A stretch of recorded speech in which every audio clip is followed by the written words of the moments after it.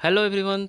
जैसे कि हम लोग पैथोफिजियोलॉजी पढ़ रहे थे और ऑलरेडी जो है 2 लेक्चर हम लोग देख चुके हैं पैथोफिजियोलॉजी के अंदर, जिसमें हम लोगों ने इंट्रोडक्शन देखा था, डेफिनेशन वगैरह पैथोफिजियोलॉजी का देखा था।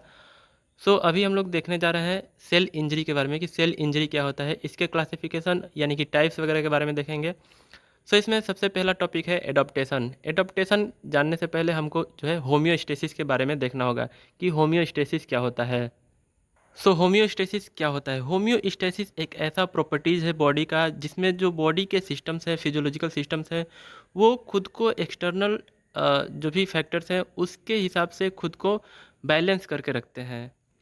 यहाँ पे आप डेफिनेशन देख सकते हैं कि homeostasis is the property of a system within the body of a living organism in which a variable such as concentration of a substance in solution is actively regulated to maintain very nearly constant. अपने body को constant बनाए रखने के लिए जो physiological functions है हमारे body के अंदर, वो क्या करते हैं कि जो भी नॉर्मल चीज़ें हैं उसको बनाए रखते हैं।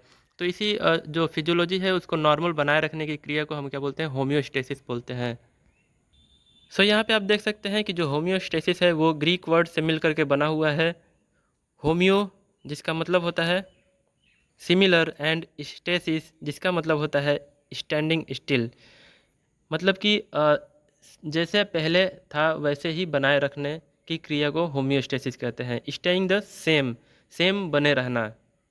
नेक्स्ट है एडप्टेशन। एडप्टेशन क्या होता है?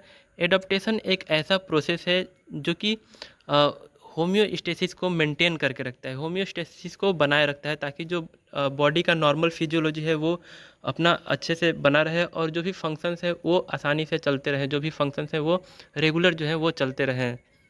तो एडप्टेशन जो है वो क्या करता है? एक ऐसा प्रोसेस है जो होम्योस्टेसिस को मेंटेन करके रखता है। एडप्टेशन जो है 2 मैकेनिज्म के ऊपर बेस्ड होता है, जिसमें से पहला है positive feedback mechanism and second होता है निगेटिव फीडबैक मैकेनिज्म।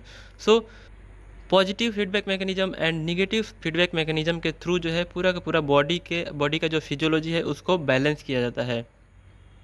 यहाँ पे आप समझ सकते हैं कि कैसे जो है पॉजिटिव फीडबैक मैकेनिज्म और निगेटिव फीडबैक मैकेनिज्म के जरिए जो बॉडी का नॉर्मल फिजियोलॉजी है उसको मेंटेन कैसे किया जाता है। यहाँ पे आप देख सकते हैं बीच में जो है एक नॉर्मल बॉडी है जिसका टेम्परेचर जो है नॉर्मल टेम्परेचर 37 डिग्री सेल्सियस है, ठीक है। तो अगर वेदर जो है वो अगर कूल होता है, ठीक है, अगर वेदर कूल होता है तो बॉडी जो है पॉजिटिव फीडबैक मैकेनिज्म के थ्रू जो बॉडी का टेम्परेचर है वो बढ़ जाता है, और निगेटिव फीडबैक मैकेनिज्म के थ्रू जो बॉडी का टेम्परेचर है वो कम होता है। तो इस तरह से जो है नॉर्मल फिजियोलॉजी बने रहता है, ठीक है। ऐसे ही अगर जो इन्वायरमेंटल टेम्परेचर है वो बॉडी टेम्परेचर से अगर ज़्यादा हो जाता है तो उस कंडीशन में क्या होता है कि जो पॉजिटिव फीडबैक मैकेनिज्म है उसके कारण जो बॉडी का टेम्परेचर है वो कम होता है, और निगेटिव फीडबैक मैकेनिज्म के थ्रू जो है बॉडी का टेम्परेचर बढ़ता है। तो इस तरह से जब वेदर जो है वो वार्म हो जाता है, गर्म हो जाता है, मौसम जब गर्मी का मौसम आता है तो उस टाइम पे जो बॉडी है वो इस तरह से पॉजिटिव और निगेटिव फीडबैक मैकेनिज्म के थ्रू जो बॉडी है उसका होम्योस्टेसिस को मेंटेन करता है, उसके एडाप्टेशन को मेंटेन करके रखता है, ताकि जो है जो बॉडी का नॉर्मल फिजियोलॉजी है वो आसानी से चलता रहे और जो भी फंक्शंस है वो आराम से जो है होते रहें।